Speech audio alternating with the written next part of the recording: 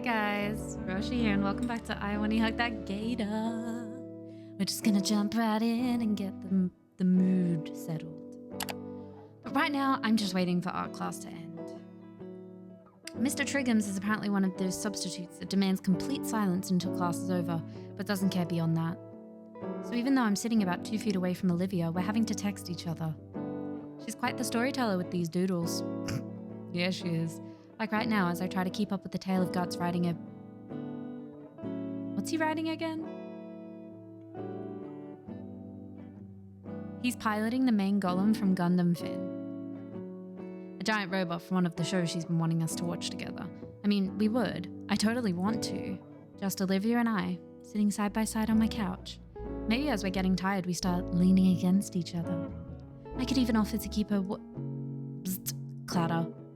Whoops. Catching my phone on the precipice of my desk, I see that Olivia has sent an even more detailed version of the previous Guts drawing. Oh my god. And this is why, for how dumb as it is, Finn is still fun to watch. I don't get it. You almost didn't get your phone just now. If you watch it, you would. One day, maybe. Though, this music is wild. Though only if it's with her. One day, yes. Ah, crap, teacher. Don't want to lose my phone. Okay. After a couple minutes without any alerts, I accept that the Gator Girl really is done for now. With a quick look at the clock on the wall, I figure I've got a few more minutes before I absolutely must hide my own phone. Iatikin's been out for about a week and a half, so we've been stuck with Mr. Triggums. Apparently he doesn't like electives. I swipe back, looking through the pieces she'd sent me over the last couple hours. A lot of the references go over my head, but the few that don't earn a hearty chuckle from me. Then there's the more detailed ones, the drawings that'd be good enough to actually render. I smile as I save those. I've been meaning to ask if she'd finish one, back when she started doing this. But I never got around to it, simply saving it in a folder. Folder that's grown to a couple dozen now. Ree! Oh, would Jerome Clarkson please come to the office? Thank you. Ree! Okay. What an announcement. The announcement makes me nearly drop my phone again. They've been going on all morning, just calling random students to the office. A buzz from my phone has me check it again to see another message from the Gator Girl. Never mind. Teacher's acting weird today. Weird? I look at our substitute. Mr. Triggums isn't paying any attention to us. In fact, he's just kinda looking through the desk he sat at. Weird. Oh no, are they gonna get Mr. Iatikin in trouble? Same here. Think it has to do with the office thing? I don't know. Was thinking it was the short day, maybe? That was another thing. I think the entire class realized something was up with how fast class periods were going today. Oh man. I look at my phone on the floor, the corner of the screen chipped away. Picking it back up before any of my classmates can step on it on their way to lunch, I also just noticed that Ben wasn't here in class either. Hurry up, short day means lunch is earlier. What the hell is going on? Heading to lunch, I realize I'm actually not that hungry. Strange, but I guess it's an internal clock thing. I'm just so used to eating at the same time every day. Looks like I'm not the only one, as the usual war zone in the cafeteria has expanded to spill into the surrounding hallways. It's loud enough to even cover up the continued announcements. Urkel, thank you. Mostly. I've gotten pretty good at weaving through the chaos relatively unscathed, but man, these guys have way too much energy. What are they even fighting about? But as always, the table in the back is left alone. Damien is chattering loudly about his day so far to Olivia, who's occasionally poking Liz across the table with a toy claw hand.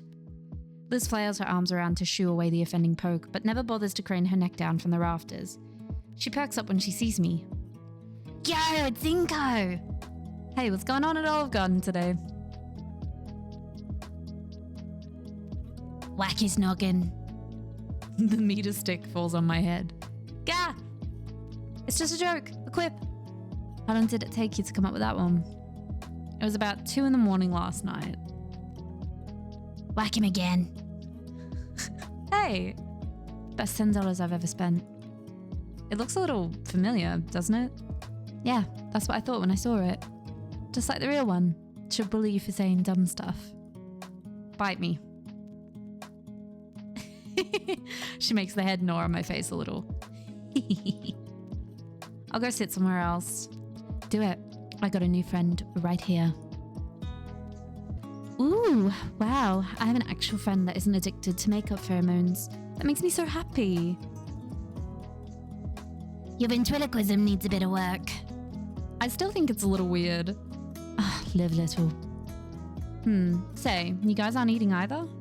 It's too early. I'll just eat when I get home. The lunch ladies don't really try on half days. Don't they not try normally? The difference makes itself known. I was out for like a week. I'm just gonna steal some of whatever Olivia makes later. Get your own. I've changed my mind. She has too much power. This is great. Olivia reaches over to gnaw on Damien again and I snatch it out of the air. Oh, no. I emptied it right onto Olivia's snout. Bullseye, it's clamped shut. The evil is defeated. I'm giggling like a schoolgirl. Olivia uses the chance to grab the hand back. Fine. No more claw today. She hastily stuffs the plastic toy in her backpack. After some more small talk, Damien's attention wanders towards Liz, who seems to be lost in thought. Hey Liz, what's in your head? Huh? Oh, I was just thinking about earlier today. I was talking to Principal Scaler this morning while running some errands for Stuco, and she was really out of it. Out of it? Yeah, like she didn't want to be here today. I tried to pry, but she clammed up. I've never seen her like that before. She must have drank bad coffee or something. I don't think that makes people sad. I can tell you from experience, it just makes you really have to... Looks like I got a text. Liz pulls out her phone, craning her head down to get a better look at the screen. Apparently that phenomenon of it needing to make you shit doesn't happen to everyone. It's from Ben. Come, having a student council meeting. Huh, normally it's a bit more formal than that. I guess since it's a half day and all. Oh well, duty calls. Sorry if I having to leave early, guys. No worries, Liz. We can meet up after school. Sounds good. I'll see you all later then. What would you guys want to do after school? I don't know, maybe we can hang out at my place. Too cold to get in the pool, but I'm sure we can think of something. I look over to Olivia, who doesn't seem to have any objections to the idea, but no input of her own. Got any ideas, Liv? We could doodle some stuff. Like charades? Yeah, make it into a game of sorts. That sounds pretty fun, actually. Then I can really wipe the floor with Olivia. Ugh, save your breath, Nito. You know my stuff will own you and your chicken scratch. Wanna bet? That's a sucker bet. Alright then, loser has to pay for food. Deal. We shake hands, making the wager official. Bing! Would Olivia Halford please come to the office? Would Olivia Halford please come to the office? Thank you. Reech! The monotone voice of the intercom combined with the strange atmosphere of the school is starting to unnerve me. We all look at the Gator girl, who rolls her eyes and starts wheeling away from the table and towards the exit. What are they doing? Murdering the students? After she'd left, everything felt more off. Lunch came to an end and the school day was close to the same. Just a couple more periods before we can hang out somewhere with all the extra free time. I look at Olivia's desk, still empty 5 minutes into Prockling's class. I mean, yeah, she hates this class the most, but it's really become a habit at this point. Just like how it's become a habit for me to write an extra set of notes for Olivia. Oh. I look at the two mostly blank pages in front of me. Like with our other teachers, I notice something's off with Prockling. She barely says anything, instead just asking us to read the chapter on the Great War. I do just as asked, and 5 pages in, I can say without a shadow of a doubt that it was the stupidest reason for a world war to break out. A bunch of European countries unhappy with being ruled by a bunch of other European empires decided to revolt, and dragging all their allies into the quagmire. I'm really struggling to make sense of the information, made worse with how outdated the textbooks are. Seriously, they're written so bad it ought to be a crime. It oozes pro-Gilded Age corporatism, the kind that genuinely believed that anything bigger than a gathering of 10 people was a form of unionism. With a sigh, I busy myself with taking notes for myself and Olivia. As I do, my eyes continue to wander the classroom. Everyone looks just as disinterested in the subject matter. I look over to Prockling, and she herself doesn't seem interested in the subject matter as well. In fact, she's just kind of staring off into space. It's highly unusual considering how much emphasis she puts on proper class focus. Yet there she is, spacing out like she's no better than the teenagers she teaches on the daily. I'm almost tempted to raise my hand and ask her a question to snap her back to reality. Snap back to reality when the room's speaker comes to life. Would Incognito please report to the office? Incognito, please report to the office. Thank you. I look up to Miss Prockling. I got called, but she's still the arbiter of who leaves her class and when. But she doesn't meet my eyes at all. If anything, it looks like she's actively trying to avoid eye contact. I pack my things and shuffle out of the classroom. All the while, the stares and murmurs from other students grow ever more intense. So, is there a significant missing student population currently? My mind immediately begins to wonder, why am I being summoned to the office? They sure are calling up a lot of people. Maybe it's related to 2 weeks ago? The only thing keeping me company on my march to the principal's office is the sound of rubber soles on tile. They must spend a fortune on polishing these floors. It's not long before I notice another pair of footsteps. Footsteps? It's not long before I notice another pair of footsteps coming from somewhere ahead of me. I squint my eyes, quickly recognizing the figure that approaches. It's Ben. Oh, Penny boy! I guess the student council wrapped up their meeting, though there's no sign of Liz anywhere. As the parasol makes his way closer, I notice he has a complicated expression on his face. Hey, Ben, what's going on? He flinches as I call his name and looks around like a lost child before he spots me. We make eye contact for a few seconds, but he doesn't say anything. Oh no. Everything all right, dude? Suddenly he turns away and continues down the hall. A sinking feeling takes hold of my chest. I almost try to speak up and stop him, but can't think of anything to say. I guess I better get going. Oh no. After another minute of walking, I reach the door of the principal's office and find it wide open. Oh God, I can never remember what voice I gave this lady. Come in. I step into the office and close the door behind me, following the source of the deep voice. Oh, that was not the voice I gave him. Hey, big boy. I realize now that I've never seen the interior of the office before. It's fairly standard for an office, a long wooden desk, a filing cabinet, a few potted plants, and a couple of shelves for storing all sorts of things. However, on closer inspection, I notice things look a little more disheveled than I expected. Manila folders are strewn across the desk. One of the filing cabinet drawers hangs open. The potted plants are either overwatered or wilting. Is this really Scalar's office? Mr. Nito? My attention is suddenly pulled away towards the hulking figure sitting behind the desk. I can only imagine what that office chair is going through right now. Sir? Is everything all right? Have a seat, please. He motions to a small plastic chair on my side of the desk. How have you been, Inco? I oblige his request, taking a seat and trying to suppress my anxiety. I think I'm doing well. He nods to himself, holding his eyes closed. That's good to hear. The whale looks down at an open folder on his desk, taking a moment to look over some kind of document.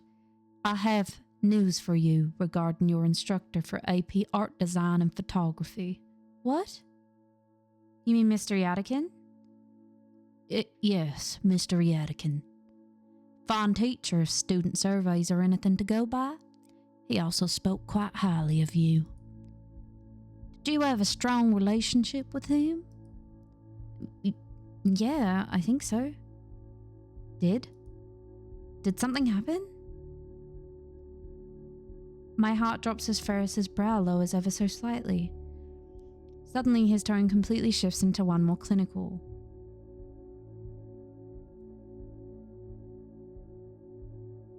Over the last 2 years, Mr. Yadikin has been suffering from a rare form of chondrosarcoma that originated in his vertebrae. His tone is heavy.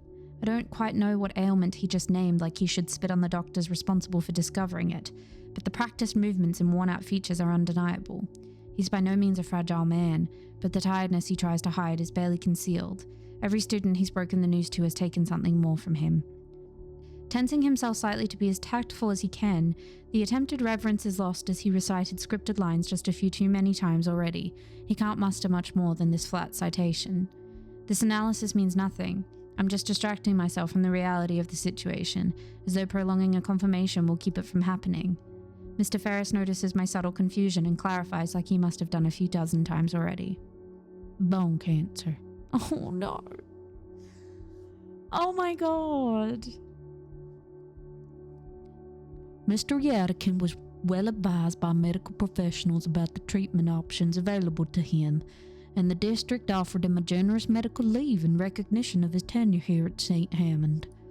He turned both of these down. The cacophony of thoughts swirling in my head makes it nearly impossible to think. Impossible to focus on anything. Right now all I can do is revel in it. Time passes. I'm not sure how much, but I still can't get a grip on my own mind. Ferris is calmly waiting for me to say something, but I can tell he's becoming uncomfortable. There's only one thing that I can muster the will to ask. Why? The whale grimaces. I wish I had an answer. His inflection tells of his own questioning thoughts. The exchange seems to give Ferris the energy to continue, however. On Sunday, Mr. Yadikin was hospitalized due to complications with his illness. Oh man, that sucks, dude. He passed away the following morning. Olivia was called here before me. Counseling will be available for you and anybody else affected. Sorry, do you know where Olivia went? No, she didn't say. I'd like to go now, Mr. Ferris. Yes, feel free. I stand up from the plastic chair, pushing it closer to the principal's desk. Offering one last nod to the superintendent, I let myself out of the office. As soon as the door clicks shut, I start running. Yeah, you might. Shit, where would she go? The studio room, maybe? It's the best lead I have. Thanks to all those gym classes, I'll have no trouble getting there quickly. My new destination takes me up the main staircase of the school and onto the second floor. It's not long before I'm staring down the hallway over Yadikin's classroom. I breathe a sigh of relief as I spot Olivia sat in front of the door. God, what do I even say to her? My thoughts come crashing to a halt as I see another dinosaur beside her, gesturing manically?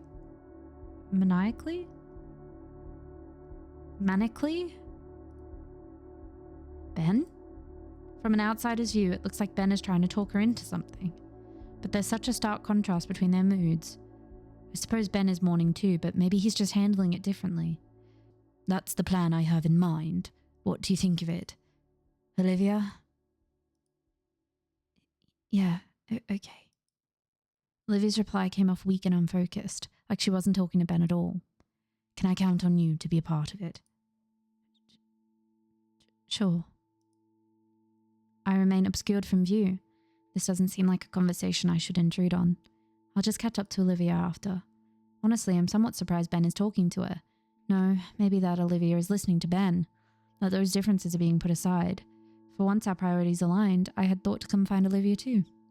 I wonder, Yadikin was a mentor to each of us. Like he'd always be around to help us. But now, all the little things that make you anxious or aggravated are gone in an instant. And all that's left is reality. Why bother with this dramatic garbage? If now's not the time to be brought together, then when? I'm thinking too much. My hands are shivering. Something in my heart threatens to fall apart, but not now. Her voice was too quiet for me to hear, but whatever she'd said wasn't what Ben wanted to hear. Olivia, I need to know that you're with me on this. Yeah. Olivia. Ben kneels right next to Olivia's chair, putting the two at eye level, though she keeps hers averted to the side. I need to know that you're in on this fully.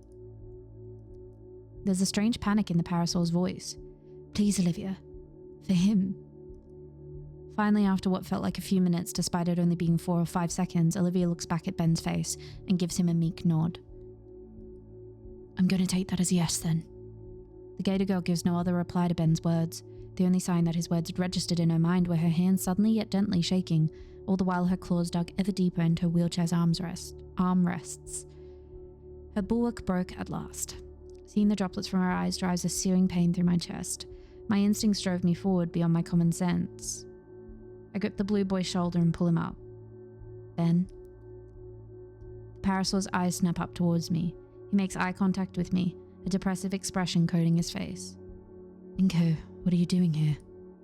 I wanted to see Olivia. Olivia's silver eyes finally lift, and the pain reflected in them threatens to shatter my aching heart. Ben looks back to see those mournful eyes too, though his reaction seems the opposite to mine, as a smile draws across his face. Inco, hear me out. I'm trying to organize a eulogy for Yadikin. say our goodbyes to him. He deserves it, at least. Olivia, me, and you. He helped each of us so much, and... While the parasol rambles on, I turn my attention solely on Olivia. I push past Ben and take a knee next to Olivia, now eye level with her. Ben finally stops talking. I mean, his heart's in the right place. He's grieving in a different way, I suppose. I can feel his stare boring into the back of my head. He wants an answer for whatever he was just talking about. A eulogy for Mr. Uratican? So surreal to think about that. To think that I spoke to him only yesterday, and today he's just gone. A eulogy. Yeah, it's the least we could do for Uratican as his pupils. He deserves so much more though. So much. Right, yeah, Olivia's probably feeling what I'm feeling right now. This fight between reality and emotions. Uratican's gone and I'm still trying to process it, trying to accept the fact that I'll never see him again, or listen to him again, or get advice from him again. Never get to impress him, or show him how much I've improved because of his lessons. I don't think I'm ready to accept that he's gone. Ben clears his throat, snapping me away from my stupor and back to our current reality. I'm sorry to be so pushy, but I just need to know if you and Olivia are in or not. Ben turns to look at Olivia as he says those words. Olivia, meanwhile, continues to stare absent-mindedly at the wall, almost as if Ben's words were not emanating from right next to her, but a few dozen miles away instead. Ben, I suddenly feel a cool, scaled hand fall on top of my own. I turn to look into Olivia's pain-stricken eyes. They gaze deeply into mine, pleading, begging to make the pain vanish. I don't quite know what I should do. Oh shit. Oh, bro. Why? This is the worst. This is the worst. I mean, if I'm going off my gut, I don't think she's ready to say goodbye. I mean, Inco literally just learnt this. So, like, they might need a bit more time to process, but also I don't want to hurt Ben's feelings. But Olivia's not ready. I'm not ready. I wouldn't be ready personally. I'm going to go with that. Yeah. Can you give us some time, Ben? The student council president's taken aback by my words. But you, Olivia. His frustration with us seems to grow with each second. Ben, look, no. I turn fully to Ben with my hands raised defensively. Ben, listen. We need to do this. For Uratican. For everyone that cared about him. For us. So why would you help me? We want to, Ben. Really. But can't you see that what you're asking for is way too soon? Damn it, we just found out. His breathing is haggard now, his composure completely blown. And his own pain is painted across his face as he allows his glasses to slide away from his puffy red eyes. Just... Ben. Her voice is so soft and gentle. Her head turns back to me, her own pain still in her eyes, but also sympathy too. She looks forward and her words are more resolute. Ben, I understand. The parasol boy's breathing hitches. You're right, we should do this, and I will. I promise I will. But... it's too soon. We all need time. But... He clenches his teeth, followed by his fists. He takes a sharp, uneven breath, his glasses sliding off his face and right onto the floor. He's so agitated, so exasperated and devastated that he doesn't seem to care.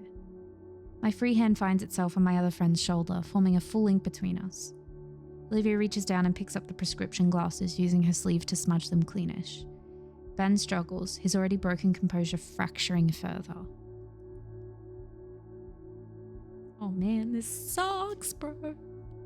Ah! His hands shake as he accepts the proffered eyewear from Olivia, having great difficulty setting them back on straight. When he can finally look up from the floor, his eyes are even more raw with fresh pain. You promise? Olivia nods at the quivering question, her own lips starting to shake as well. Yes, but for now Ben finally gets it, as his emotional dam is near bursting. Yeah, you're right. Sorry. Ben walks up to me and pats me on the shoulder, With a final solemn look at Olivia and nod towards me, he walks out of the classroom and leaves Olivia and I alone. As the door clicks closed behind me, I hear Olivia take a sharp and shuddery breath before turning to look at me. Her eyes are glossy and puffy on the edges. Trails of tears stain down her cheeks, and her expression is of someone who doesn't want to believe that it's true, but knows deep down that it is. As I look at her, I feel my emotions come back twice as hard. No, I need to be strong for her sake, damn it.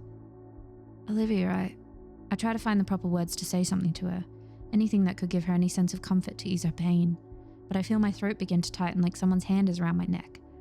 I don't even notice that I'm crying until my vision becomes blurred with tears. Without thinking, I wrap my arms around the baryonyx and pull her into a hug. Oh, this is not what I meant by saying I want to hug that gator, okay? I wanted to hug her in happy circumstances. Olivia seems shocked at first, frozen by my sudden reaction, but then I feel a pair of warm arms wrap around me and hands clutching my jacket. Olivia begins to softly sob into my shoulder. I feel my own resolve break down as I hear the increasing pain in her cries. When we're like this, I can't even pretend to be the stronger one anymore. Maybe I could bear the pain of Yadikin, but seeing Olivia like this, I hold on tighter. I don't want to let her go. Suddenly, she mumbles something into my shoulder. What was that? We pull apart and I look over Olivia. Her sunken face is covered in splotches and trails of wet and dry tears. She's hyperventilating and looks like an absolute mess right now. Despite this, her eyes are fierce and lively as they meet mine. I need to do something. Right now? She doesn't respond, hurriedly rolling down the hall towards the elevator. Where would she? The fountain. She's gonna draw it. Oh, fuck me, man. The only place she could be going. I step forward to follow her, but stop. No matter how I try, I can't continue. This is Olivia's promise, not mine. I've no right to intrude into it like that. My hesitancy robbed me of any choice in the matter. She went alone. I'm a fucking idiot. Alone? In this freezing weather while she's going through this? The hell was I thinking? Start my silent march through the halls, out the building and into the frozen wilderness. How cold is it? It's cold out. Okay, thank you for answering me, game. Freshly starting to snow. The world just feels so much smaller, muted and colourless. Now's not the time. I must find Olivia. There's thin tire tracks in the thinly laid on snow, pathing out down the sidewalk. I follow them. The path is serene. The falling flecks of white make it feel like one of Olivia's landscapes. The fountain must be just around the corner. Oh God. Should have gone with her. Of course the fountain is only accessible with stairs. The steps are tall and coated in a thin layer of ice. It's a death trap. Something rolls down and bumps my shoe. It's one of Olivia's handles. What? My face flashes with heat and my blood runs cold. Oh my God, I can't lose 2 people in one day, please? I will myself to look up. 8 steps up, Olivia's wheelchair is toppled over on its back. Seat ripped, wheels spread, it's unrecoverable. What the fuck? Olivia is 2 steps further, halfway onto the next ledge. Her arm reaches up for the next one. Olivia! Olivia stops and slowly looks back. It's a look of shock and humiliation at being seen like this. She turns back and starts pulling herself up to the next step. Damn it, Olivia! I take a step up and catch myself. It's a wonder she got even this far. But I find my balance and start marching up towards her. Her arm slips on the ledge and she falls back. I caught her in my arms from behind. I didn't make it. She looks up at me, eyes still filled with tears. I carefully set her down on one of the steps. She hides her face in her palms. I failed, Iadikin. Olivia chokes back a sob. I'm just a stupid fuck up. Fucking chair. And then continues to weep. I sit there and stare for a moment, trying to figure out what to do. I really haven't ever been in a situation like this. Poor girl is shaking. Whether it's from the cold or her situation, I don't know. Instinctively, I wrap my arm around her and pull her close to me. We're doing it again. The hugging. Olivia shifts her body accordingly and we end up in an embrace. Her sobbing calms down to just occasional hiccups and her body is no longer sapping the heat from me either. Sorry, Inco. Sorry for what? Everything. Being an asshole, being a failure, making you waste your time on me. I'm just awful. Don't say that, I love you? That's what I wanted to say. Ah! Now's not the time. You're so right, Inco. But still, you told me and now I'm like going through a myriad of emotions. I am actually shocked. I was not expecting that Yadikin to die. His crash out now makes a lot more sense. I'm your friend, you know that. I'm here for you in the same way you're here for me. Mm-hmm. Olivia breaks away from our hug. Her face is tear-stained, but she isn't crying anymore. She's looking down at her wheelchair.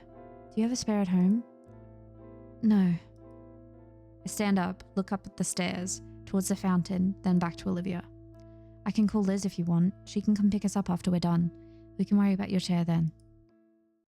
You're not a failure, Olivia. We're getting you to that fountain. I reach my hand down towards her.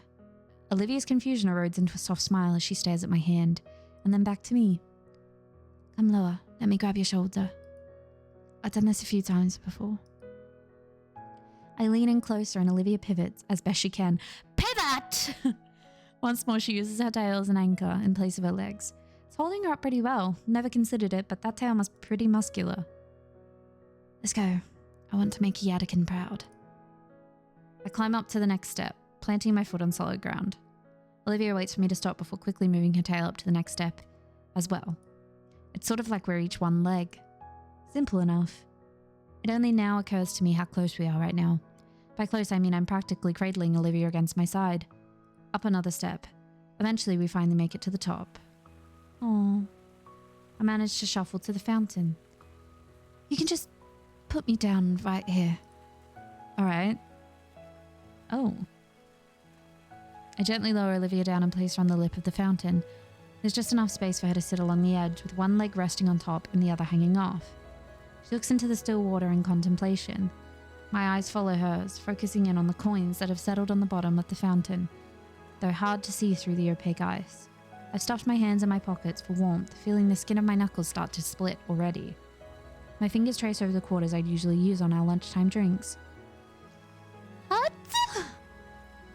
Powerful sneeze draws me away from my meandering thoughts to see the Gator girl quiver on the cold concrete seat.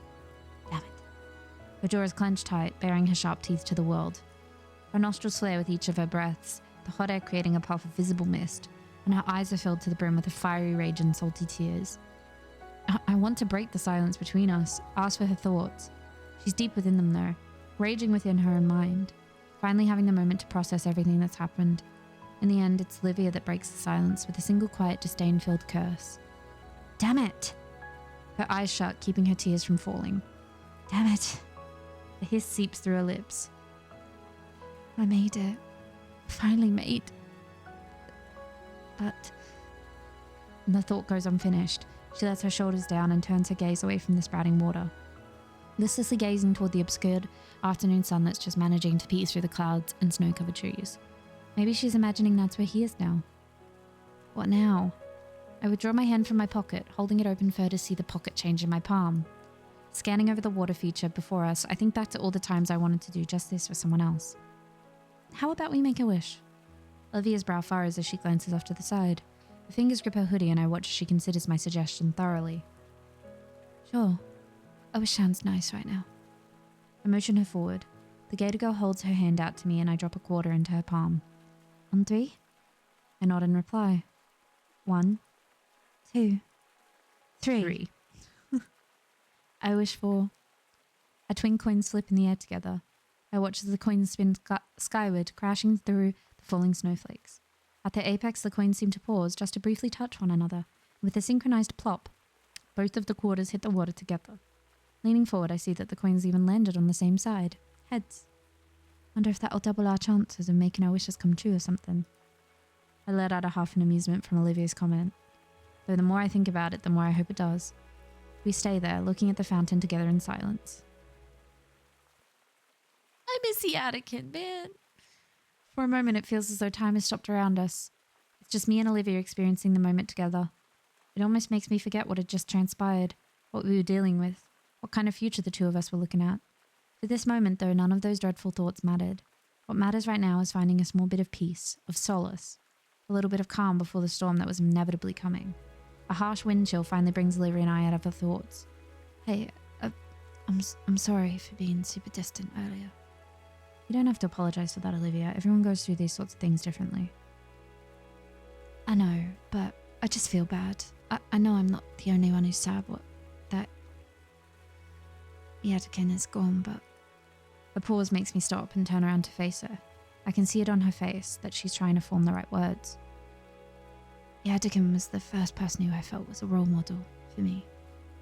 He didn't just believe in me, he made me believe in myself. Not just for my art, but being able to succeed in general. I knew that Yatakin meant a lot to her, but I never realized he meant that much to her. More than anything, he actually cared about me. About my thoughts and my dreams. I felt... Olivia's lips tremble as she struggles to voice the thought. Normal. God, I probably sound stupid saying that. I shake my head in disagreement. You don't. Mr. Yatakin was important to me as well. It's okay, Olivia. I know how you feel. You gave me some of the best advice I've ever gotten from anyone and encouraged me to follow my dreams like you. I wish I had met him sooner. There's a moment of silence between us, the air filled with a mix of sympathetic emotions. A shared sadness for the passing of someone who made an impact in both of our lives, but a sense of thankfulness that he graced our lives. Huh. Guess we both got our issues, huh? Yeah, I guess so. A fresh breeze of icy air sends a shudder down my spine. So, what should we do now? I pat off the growing pile of snow off of my shoulders and head. Let's see. I look at my phone. School's ending in 10 minutes. Do you want to just chill here until then? No pun intended. Sure. I look around, noticing a tiny bench for two nestled against a tree. The Gator girl must have noticed as she's already holding her arms out for me. I recall something, a certain pair of raptors. I kneel down, facing away from Olivia. I can feel the icy flakes melt off of me as Olivia leans against me again. Her powerful arms wrap around my shoulders, clawed fingers digging into my jacket. My fingers lock together to form a makeshift seat for her behind me. With my passenger secured, I make a beeline for the bench, lest I get caught up in what I feel pressing into my back. She lets herself drop onto the bench, uncaring for her landing. Taking a page from the book of Olivia, I also drop uncaringly next to her, just glad to have some shelter from the increasing snowfall. So here we are, mission accomplished for Olivia. Now what? My curiosity compels me to ask Olivia something. If you don't mind me asking, what did you wish for? I don't think you can tell someone what you wish for, or else it won't come true. The superstitious side of myself says that she has a fair point, so I decide not to push her any further on it. Just curious is all. We continue relaxing in comfortable silence. I mean, I don't mind telling you if you tell me yours. I guess that's only fair. What did I wish for just now? It's hard to put into words. It's not something specific, rather a feeling that I keep coming back to. Back before I came to this school, I would have wished for more friends, or a successful future, or to take back something embarrassing from the past. But now that I think about it, I didn't need to make a wish. That's too vague. I know, but I don't know how else to put it. Come on, at least try. My best memories from the past few months? This. This? Being outside in the freezing cold? No, not that. What do you mean then? I struggle to find the words without making myself sound stupid. You know, we've hung out a lot together, but it's not often that it's just the two of us. Just us. Yeah, that doesn't happen a lot. I wish it was like that more often. The baryonic's eyes go wide. Shoot, maybe that came across too weird. I mean, I just want to get closer to you, no? I watched the beginnings of a blush form across Olivia's cheeks. Wait. I don't mean it like that. I want to get to know you better. She glances away, laughing nervously as her tone changes drastically. Yeah, I understand, totally. I breathe a silent sigh of relief. You want to know what I wish for? If you don't want to share, you don't have to. No. I asked for yours, it's only right. I wished to know what I want to wish for. I glance across the bench towards her. I can't make sense of anything right now. I want today to be over, frozen, to have never happened at all, and to have never happened all at once.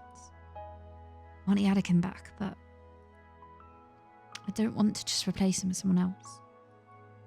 It's too late to start all over again. She stops to wipe her eyes, but they're already dry. All I've ever wanted was to be someone he would be proud of. But it just feels feels impossible. She looks away. I ended up picking something lame. I'm sorry. What's that? Olivia's still looking away, so while I can hear her hesitation, I can't tell what she's thinking. I threw that coin, and out of everything racing in my mind, the one thought that stuck out the most was just... She chews her lips in contemplation for a moment, and when she finally continues, her voice is a soft whisper. I want somebody I can trust. I feel my face heat up from her words and her tone. Even with her head turned, I notice a red flush creeping over Olivia's face too. I instinctively jerk my head the other direction.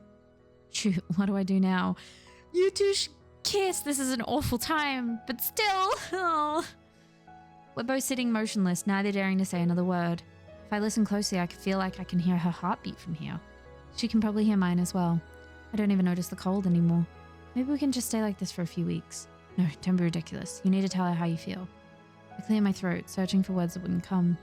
She just said she wanted somebody to trust. I mean, you can trust me. I hear shuffling from Olivia. Damn it, I can't work up the nerve to turn my head towards her. My neck feels like a rusted hinge as I try to disobey my body and look at her through my periphery. Do you trust me? Despite my words, she nods her head vigorously, the blush growing dangerously bright. Well?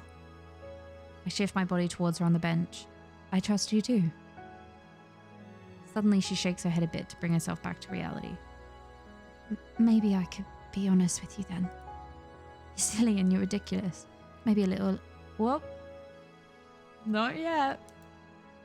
Maybe a little over-optimistic. You're thoughtful and adventurous, and you're so willing to just take me with you. You don't treat me any differently for this stupid thing. She lightly hits the armrest off the bench. I guess I stopped noticing it at some point. Well, yeah, I mean, obviously you're like... So many words dance on the tip of my tongue. Like... My mouth and my brain are at a standstill. One wanting to just blurt whatever while the other keeps it all in and disseminates in a thoughtful manner. What comes out is... Blaragle. A furious snort rips from the Gator girl's nose, followed by peals of laughter. What is Blaragle? Out of embarrassed shame, I cover my face with my hands. What was that? I curse my nerves as I try to protest her continued guttural guffaws. Come on, Olivia, I'm really trying. I liked the alliteration there. The snowflakes that had managed to still land on me melt away from the extreme heat radiating from my whole head. Olivia acquiesces, though, drawing back into just a very smug grin. Okay, take 2, Inco. My head's temperature finally drops from core of the sun to a more manageable volcano. Thanks, jerk. Seeing that small quirk of her own lips, I can't stop a smile from growing on my face. I guess, Don't do this to me, game. Oh, man. I'm gonna enjoy doing his voice for one last time. Oh, who knows, there might be more, but... Be honest with her and yourself. Honest. At the very start, I thought you were just out of it. What? You almost ran me over in the hallway. Oh. She frowns and looks away. Sorry. And then you tried to get my seat moved. Sorry. And the claw thing today. No, sorry about that. I figured. And you used to be hard to talk to. I felt awkward every time I'd even try. Like, thank rap to Jesus for Damien and Liz, because otherwise I wouldn't have gotten to know the real you. Olivia rings her clawed fingers together. And what do you think of the real me? She's easily the most caring person I've ever known. I mean, yeah, she can be a little selfish and doesn't think ahead sometimes. But when she cares for something, she just has to do everything she possibly can for whatever it is. Is that what you think? Yeah, I think you're quite caring and passionate and what? And I know Mr. Yadikin saw that in you too. Olivia's eyes water at the mention of our mentor. Thank you, Inco. Now's the time, Inco. Just say it. Hey, Inco? Say it. Do you like me? This is a crazy episode. My emotions are all over the place. God damn it. I want to hug this gator.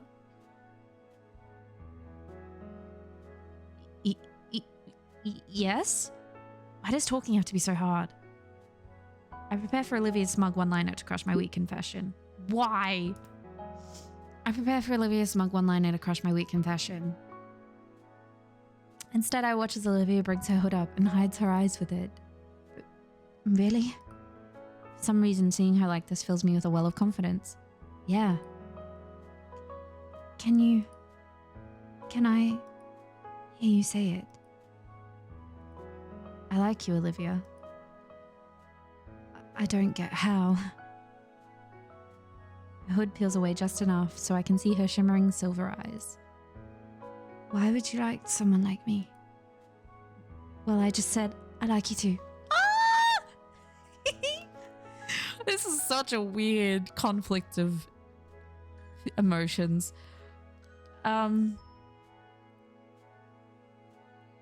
Olivia brings her legs to her chest, holding the limbs tightly to her. She brings her hoodie's hem over her legs, transforming herself into a crocodile-shaped igloo. An Olivia glue. Slippers were a bad idea. Oh crap, yeah. You okay? Fine, just call someone. I cough awkwardly and get my phone out to call Liz. Hello? Inco, is that you? Aren't you supposed to be in class right now? Scalar let Olivia and I out early. Oh, okay. I was told about Professor Yadikin. I hope you're doing okay. Yeah, I'm alright. I'm with Olivia by that old park by the school. Her chair's busted and we're kind of stuck. There's a keening whine from the bundled crocodile next to me, her tail wrapping around her as if to hug herself. Boke, in this weather? Are you two okay? We're fine. Can you come pick us up? Sure, I think I remember where that is. I'm with Principal Scalar right now. Once we're finished, I can get you two on the way home. Thanks. After some shuffling, the call drops. God, Liv MVP. Liz MVP. Liv and Liz. Jeez. I turn back to Olivia. She seems more anxious than anything right now. You alright? Yeah, I'll be okay. The stovepipe more of the Olivia glue chatters quietly in the cold. My concern finally takes hold, forcing me to finally close the gap between us. She said the chair had no replacement. It'll take a while for a new one to come in. That means she'll be trapped at home, completely sealed off from the outside. Man, the beginning of Olivia's annoyed protest die of exposure, becoming a grumbling acceptance as I wrap my arms around her shivering form. You're lucky you're warm, Inco. Aww. Yeah, I definitely feel like it as her body shifts and nestles closer against me. Olivia's tail lays on my lap, the shivers reverberating through it the most. I lay my palm atop it, feeling the cold limbs shaking slowly still. Some long-distance trivia about limbs losing heat the fastest springs to mind, and in the hopes of keeping frostbite away, I pet the heavy tail. And as I do so, I hear the silliest sound rumbling from Olivia's chest and through the rest of her. It's like a purring cat, almost. There's a new sensation on my cheek now, soft and warm. Oh, she's giving me a kiss. She's, Her lips are planted firmly on my cheek, and this feels nice. As I continue to warm her tail for her, I feel her warm lips press more and more against my cheek. Oh, this is really sweet. I don't know if kisses are supposed to go this long and be this wet. Uh-oh. And now the lips are moving and some pointy things are there, and is she eating me? Molsh. And that's her teeth. Oh. Olivia instantly lets go of my cheek from her non-lethal bite. Oh, she's so cute. Oh, fuck. Sorry. I'm new to this stuff. I'm nervous. It's okay, really. I put a hand to my cheek to feel the damage, feel the indents of her fangs, but nothing serious. I almost even start falling asleep before we hear a car pull up to the bottom of the hill.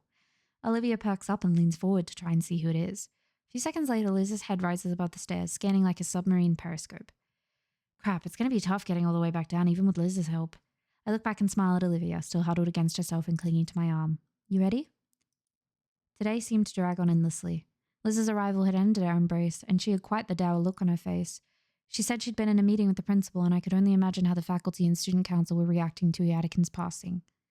Her mood seemed to lift a little at least when she saw Olivia and I both huddled together beneath a tree. Olivia's mood, on the other hand, plummeted, probably from the way Liz and I had to carry her to the car. The ride to the Payne household had been silent, save for Olivia's grumbling and embarrassment. I think I'd be in a similar mood if I was treated like a sack of potatoes, but then again, how else were we supposed to carry her? I should suggest more leg workouts to Coach Solly, just in case. Okay, that's where I'm going to leave it for now. That was a heavy-ass episode, but also had some really good moments between Olivia and Inco. I did not see that coming, and I'm unhappy about it to the degree where I'm extremely just... I really just am ready to see how this game ends. I loved Yadigan. I think I even said last episode that I would die if anything happened to him, and then it did. And I'm not okay, so I'm gonna go and process this off camera because I nearly cried a couple times trying to hold it together. Even though he's just like, I know people think it's silly when people get upset about fictional things, but you know, I read a lot of books and stuff, and I tend to get quite attached to characters that I identify and connect with. So I don't care. Honestly, if I cry over a fictional character, I'm totally okay with that. I've accepted that I am strange, and it's just gonna be that way. I mean, realistically, it's just like another one of the books that I've cried over, so it's fine. I'm gonna go do that.